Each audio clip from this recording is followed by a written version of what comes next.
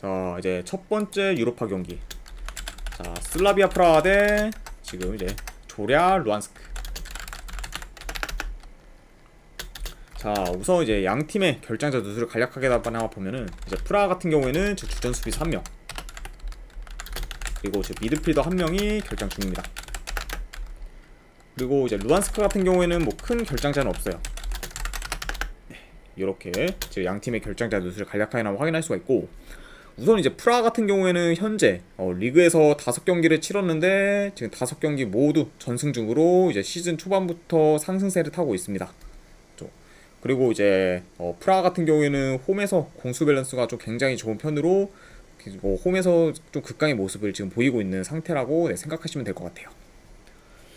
자, 그리고 이제 원정팀 루안스크 같은 경우에는 이제 우크라이나 리그 소속 팀이고, 현재 이제 리그 내에서도 득점 기회를 잘 못 만들면서 공격에서 좀 어려움을 겪고 있습니다.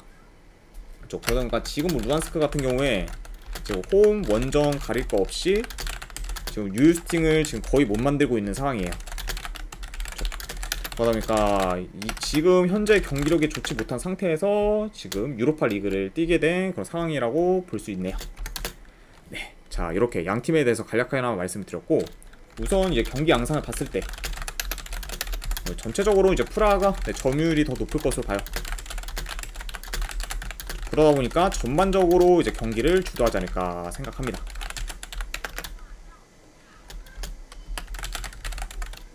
자, 그리고 지금 이제 현재 루안스크의 그런 공격력을 봤을 때는 프라하의 그런 견고한 수비벽을 뚫기는 많이 어렵지 않을까 싶고, 그러다 보니까 뭐 요 경기 같은 경우에는 뭐 프라하가 유리한 경기로 좀 이어갈 수 있지 않을까 생각이 드네요. 뭐 요 경기는 뭐 그렇게까지 크게 코멘트할 그런 경기는 아닌 것 같아요. 그래서 저는 분석 결과로 봤을 때는 이건 슬라비아 프라하 승, 그리고 요거는 마인스까지 한번 도전해보는 경기, 그리고 3.5 기준은 이건 언더 볼게요. 네, 이 언더로 보는 이유는 이제 루안스크의 그런 저조한 공격력 때문에 어느 정도 좀 슬라비아 프라하가 좀 일방적으로 좀 리드를 가지면서 좀 언더 양상으로 흘러갈 가능성이 있지 않을까 한번 예상을 해봅니다. 그래서 이거는 프라하 승의 마인 승의 3.5 기준 언더 이렇게 한번 보도록 할게요. 자, 그 다음에 이제 루도고레츠 대 아약스. 자, 우선 이제 루도고레츠 같은 경우에는 불가리아 리그 이제 소속 팀으로 공격적인 플레이를 주로 하는 그런 팀이라고 볼 수 있어요. 그리고 뭐 이제 루도고레츠 같은 경우에는 최근 경기에서도 이제 홈에서는 거의 뭐 매경기 멀티 득점 이상을 할 만큼 공격력이 좋고, 그리고 공격 전개 또한 이제 좋은 편에 속하기 때문에 지금 득점 찬스도 많이 만들고 있습니다. 네.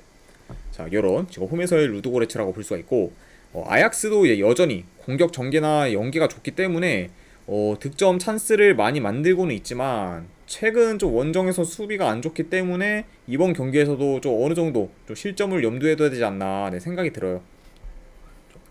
자, 이렇게 양 팀에 대해서 이제 간략하게 말씀을 드렸고, 우선 뭐 요 경기 같은 경우에도 이제 경기 양상을 봤을 때 아무래도 이제 전반적으로는 템포 빠른 경기로 진행될 가능성이 있어요. 왜냐하면 이제 루도고레츠도 공격이 좀 특화가 돼 있고, 아약스야 이제 원래 이제 공격할 때는 템포가 빠르기 때문에 약간 좀 템포가 빠르게 진행될 가능성이 있고, 양 팀 다 어느 정도 좀 라인을 올려서 좀 적극적으로 이제 공격에 좀 힘을 쓸 가능성도 있지 않을까 생각을 합니다. 그러다 보니까 아무래도 다득점 양상으로 좀 흘러갈 가능성이 있는 경기고, 그리고 물론 이제 루도고레츠가 현재 홈에서 잘 나가고 있긴 하지만 그래도 이제 리그 수준 차이가 있죠. 아무래도 이제 네덜란드 리그와 이제 불가리아 리그는 좀 많이 차이가 나기 때문에, 그리고 이제 아약스 같은 경우에는 네덜란드 리그 내에서도 탑 티어이기 때문에 약간 이런 것까지 고려를 하면은 전력 차가 지금 어느 정도 난다. 네, 이렇게 지금 볼 수 있을 것 같네요. 그리고 물론 뭐 이제 최근 아약스의 경기력이 그렇게 좋다고 보기는 어렵지만, 그래도 요 경기 같은 경우에는 승패를 본다고 하면은 아약스 사이드가 조금 더 낫지 않을까 저는 생각이 들어요. 네. 그래서 이제 요 경기는 이제 분석 결과로 봤을 때는 저는 아약스 승, 그 2.5 기준은 요거는 오바 볼게요. 자, 아약스 승의 2.5 기준 오바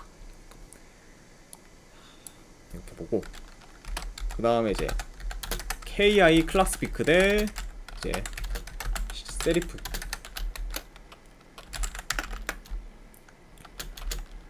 자, 우선 이제 클락스비크 같은 경우에는 이제 페루 제도 컵 소속이에요. 그렇죠. 그냥 뭐 간략하게 뭐 말씀드리면 페루 제도 리그에 약간 좀 있는 그런 팀이다, 이렇게 볼 수가 있고, 그리고 전반적으로 역시 자국 국가인 약간 페루 제도 출신 선수들이 좀 많습니다. 자, 이렇게 지금 볼 수가 있고, 그리고 이제 세리프 같은 경우에는 뭐 몰도바 리그 소속팀으로 기본적으로 좀 수비 밸런스가 좋은 편이고, 어느 정도 좀 실리 축구를 약간 추구하는 팀이에요. 네. 자, 이렇게 양 팀에 대해서 간략하게나마 볼 수가 있을 것 같고, 자, 우선 이제 세리프 같은 경우에 이제 좀 자국 리그 내에서는 득점력이 좋지만, 그래도 이제 리그 내에서 팀들은 좀 경쟁력이 떨어지기 때문에 좀 공격이 돋보일 수 있어요. 그리고 이제 막상 이제 세리프 같은 경우에는 국제 대회에서 경기를 치르게 되면은 공격 전개가 좀 잘 안 되는 모습을 자주 보였습니다. 그렇죠? 그러다 보니까 아무래도 이제 몰도바 리그 내에서는 좀 강력한 면모를 보이긴 하지만, 막상 좀 국제 대회에서는 그렇다 할 그런 힘을 못 쓰는 그런 세리프라고 지금 볼 수 있네요. 자, 일단 이제 클락스비크 같은 경우에도 세리프의 그런 수비를 뚫기는 좀 쉽지 않아 보이고, 그리고 이제 세리프도 홈에 비해 원정에서는 이제 공격력이 안 좋기 때문에 의외로 이제 공격에서 좀 고전할 가능성이 있지 않을까 생각이 들어요. 그렇죠? 그리고 이제 요 경기가 이제 클락스비크 홈에서 경기를 펼치는데, 이제 페루 제도, 그러다 클락스비크의 그런 경기장이 있는 데가 이제 페루 제도죠. 그다음 페루 제도 홈에서 이제 경기를 치르기 때문에 아무래도 습도가 일단 좀 매우 높죠. 페루 제도가. 그러다 보니까 상대적으로 이제 세리프가 좀 기후 적응에 좀 어려움을 겪을 수가 있다. 이것도 약간 좀 판단을 해봐야 되는 부분인 것 같습니다. 그렇죠. 아무래도 이제 섬지역이다 보니까 굉장히 좀 습도도 높고, 그리고 좀 지형도 약간 좀 생각보다 많이 이게 적응이 안 되다 보니까, 이런 약간 적응력까지 고려를 했을 때 좀 세리프 입장에서는 생각보다는 좀 쉽지 않은 경기로 흘러갈 수도 있을 것 같아요. 그렇죠. 그러다 보니까 약간 이런 점들을 다 고려했을 때는 뭐 요 경기 같은 경우에는 뭐 저득점 양상으로 흘러갈 수가 있고, 이게 만약 승패를 본다고 하면은 저는 클락스비크 사이드를 보는 게 조금 더 낫지 않을까 생각이 들어요. 그렇죠. 왜냐면 가장 중요하게 보는 게 좀 약간 홈에서의 그런 홈과 원정 약간 요런 느낌. 이렇게 볼 수 있을 것 같습니다. 그래서 이거는 클락스비크 프랜승, 고배당으로 하면 무승부도전, 그리고 2.5 기준은 언더. 이렇게 한번 보도록 할게요.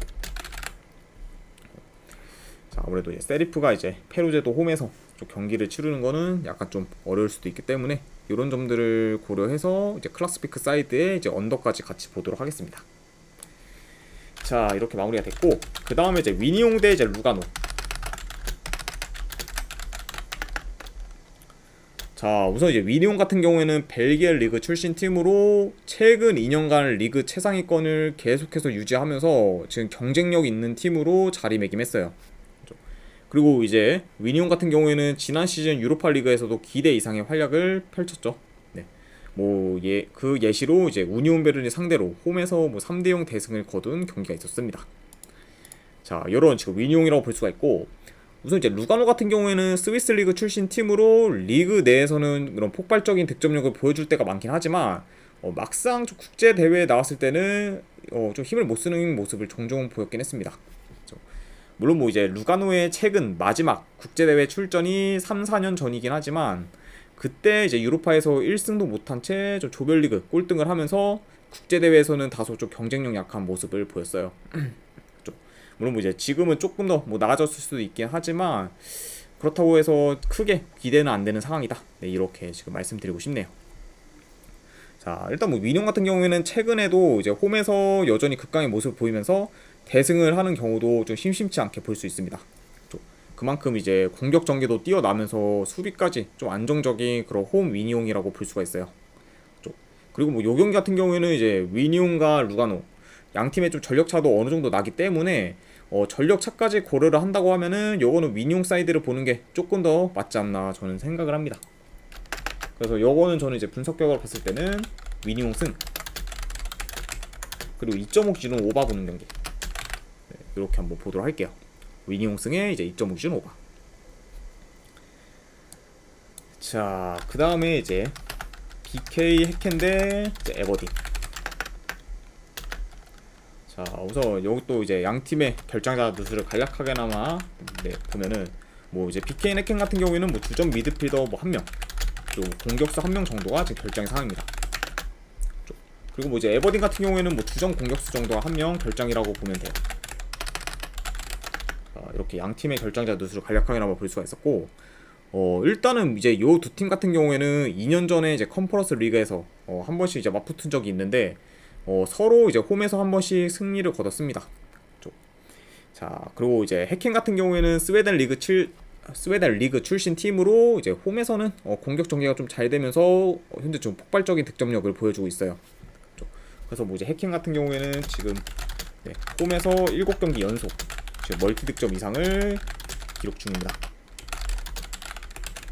공격이 굉장히 좀 막강하고, 그리고 유효슈팅도 좀 굉장히 많이 기록을 하고 있어요.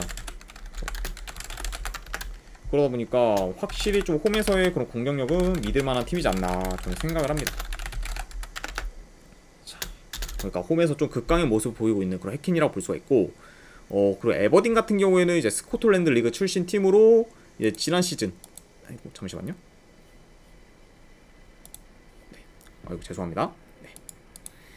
자, 어쨌든 계속 이어가면은 지난 시즌 뭐 이제 셀틱, 레인저스에 이어 이제 리그 3위를 기록했습니다. 자, 그래서 어느 정도 이제 셀틱과 레인저스 다음에 있는 그런 팀이라고 볼 수가 있네요. 자, 최근 이제 원정에서 경기를 할 때 자기랑 뭐 비슷하거나 이제 높은 팀 상대로는 거의 뭐 유효슈팅이 없을 정도로 공격 전개가 잘 안 되고, 그리고 무기력한 경기력을 좀 종종 보여주고 있습니다. 물론 뭐 이제 그 스코틀랜드 리그가 개막한 지 얼마 안 됐긴 했지만, 그럼에도 이제 초반 흐름이 별로 좋지 못한 그런 에버딘이라고 볼 수가 있어요. 자, 그리고 이제 요 경기 같은 경우에는 아무래도 홈에서 지금 극강인 해켄과, 그리고 원정에서는 다소 좀 아쉬운 모습을 보이는 그런 에버딘이 맞붙기 때문에 해켄이 더 유리한 점이 많을 것으로 보이고, 그리고 전력 또한 이제 해켄이 에버딘에 비해서는 더 좋은 편입니다. 왜냐면 이제 상대적으로 이제 해켄 선수들의 몸값이 이제 더 높은 편이죠. 약간 요런 점까지 고려를 했을 때는 요 경기는 그래도 해켄 사이드를 보는 게 조금 더 합리적이지 않을까 생각을 합니다. 네. 자, 그래서 요거는 이제 분석 결과를 봤을 때는 좀 BK 해켄 승. 그리고 이것도 2.5 기준은 오바 보는 경기 이렇게 한번 가져가 보도록 할게요. 자, 그 다음에 이제 LASK, 보통 뭐 이제 린치라고 부르죠. 그래서 편하게 저도 린치라고 부르도록 하겠습니다. 그래서 어쨌든 이제 린치 대 이제 드린스키 경기. 자, 우선 이제 린치 같은 경우에는 오스트리아 리그 출신 팀으로 지난 시즌 이제 3위를 기록한 팀입니다. 다만 지금 근데 이제 린치 같은 경우에 이번 시즌 초반부터 좋지 못한 공격력을 보이면서 다소 지금 헤매고 있는 모습을 보이고 있어요. 이제 원래라면 이제 린치가 홈에서는 좀 강한 공격력을 앞세워 플레이를 하는데, 최근 리그 경기에서는 저조한 공격력을 보이면서 지금 득점력이 많이 떨어진 상태입니다. 그러다 보니까 지금 현재 성적도 좋지 못한 상황이라고 볼 수 있어요. 자, 이렇게 이제 린치에 대해서 좀 간략하게 볼 수가 있고, 그 드린스키 같은 경우에는 보스니아 리그 출신 팀으로 지난 시즌 이제 2위와 승점 20점 차를 내면서 압도적 1위를 기록했습니다. 그러다 보니까 지금 리그 내에서는 가장 지금 1왕이라고 볼 수 있는 그런 드린스키라고 볼 수 있네요. 자, 물론 뭐 이제 지금 드린스키가 리그 1위를 기록하긴 했지만 오스트리아 리그가 이제 수준이 높다 보니 아무래도 이제 린치와 좀 실력 차이가 날 수밖에 없고, 그리고 전력 또한 지금 린치가 더 우세하긴 해요. 이렇게 볼 수가 있고, 그러다 보니까 이 경기 같은 경우에는 전반적으로 린치가 경기를 좀 유리하게 이끌 것으로 보이긴 하지만, 문제는 지금 현재 린치의 그런 저조한 공격력으로 인해 좀 쉽게 득점을 못하면서 어렵게 좀 경기가 진행될 가능성도 있지 않을까 생각을 합니다. 그렇죠. 그러니까 이런 약간 가능성도 충분히 있기 때문에 이런 리스크를 고려를 한다면은 지금 1.4에서 한 5대 그런 린치 승 배당은 크게 메리트가 없지 않나 저는 생각이 들어요. 네. 그래서 요거는 저는 분석 결과를 봤을 때는 승패보다는 그냥 고배당으로, 이제 뭐 린치, 뭐 햄무나 안 그러면 무승부 중에서 하나 골라가는 경기. 아니면은 이거 2.5 기준, 기준 언더, 네, 이것도 한번 도전해볼 만한 그런 가치가 있지 않나 생각이 듭니다. 이제 배당이 거의 2배당이 넘는 걸로 알고 있는데 현재 지금 린치의 공격력을 고려했을 때는 그래도 언더 도전도 뭐 그렇게까지 뭐 나빠 보이진 않는다. 네, 이렇게 이제 말씀드리고 싶습니다. 자, 이렇게 이제 린치랑 지린스키 경기까지 마무리가 됐고, 그 다음에 이제 그 외의 경기들, 네, 분석은 좀 생략했지만 그래도 도전해볼 만한 거나 이제 괜찮을 만한 경기들을 한 이제 3개 정도로 뽑아보면은, 이제 첫 번째 경기 이제 올림피아코스 대 이제 FK 추카리츠. 요거는 뭐 만약에 뭐 그쵸, 이게 똥배긴 하지만 뭐 올림피아코스 승, 그리고 요거는 뭐 고배당으로 햄무 도전, 그리고 2.5 기준은 언더. 네, 이렇게 한번 보도록 하고, 자, 그 다음에 이제 다나모 자그레브, 디나모 자그레브, 그리고 이제 스파르타 프라. 자, 요 경기는 이제 디나모 자그레브, 네, 햄무나 무승부 중에서 하나 골라가는 정도. 네, 그냥 어느 좀 고배당 도전 경기로 한번 가져가 보고, 그리고 이제 네, 세 번째 NK 올림피아 이제 루블야나. 네, 되게 플레임이 기네요. 그리고 카라바우. 요 경기 같은 경우에는 뭐 고배당으로 한번 무승부 도전해 보거나, 안 그러면 2.5 기준은 네, 저득점 라인 언더 보는 경기. 네, 요렇게 네, 한번 3개 뽑아 보도록 하겠습니다. 자, 이렇게까지 해서 이제 오늘 분석은 전부 다 마무리가 되었고, 분석이 괜찮다 생각되시는 분들은 추천이나 즐겨찾기 한 번씩 눌러주면은 네, 대단히 감사드리겠습니다. 그리고 이제 궁금하신 사항 있으시면은 이제 채팅창으로 질문 주시면 바로바로 답변해 드리도록 할게요. 네. 자, 지금까지 이제 끝까지 네, 분석 방송 봐주신 분들 네, 대단히 감사드립니다. 네, 감사합니다.